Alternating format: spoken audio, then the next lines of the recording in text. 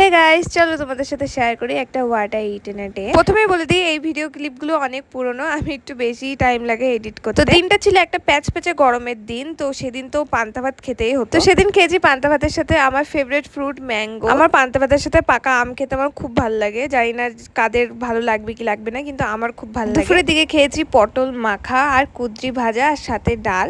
তো আমি পটল মাখা দিয়েই তো পুরো ভাত খেয়েছি। তারপর খেতে উঠে খেয়েছি একটা আইসক্রিম, এটা জামাইবাবু এনেছিল। আর সেদিন না 40 ডিগ্রি তাপমাত্রা ছিল, তাহলে ভাবো কতটা গরম পড়েছিল সেদিন। আমার একটা আইসক্রিম খেয়ে হচ্ছিল না, আমি ফ্রিজে 2 দিন আগে আইসক্রিম কিনে রেখে দিয়েছিলাম, তো সেটাই খুঁজছিলাম, তো বার করে সেটাও খেয়েছি। আর বিকেলের দিকে পিসিদের বাড়ির দিকে পড়ানো ছিল, তো পিসি একটু লিকার চা দিয়েছিল খেতে, তো সেটা খেতে খেতেই পড়াচ্ছিলাম। আর পিসির মেয়ে মানে আমার দিদি হয়, তো ও বিরিয়ানি করেছিল, তো আমাকে বললো একটু টেস্ট করতে।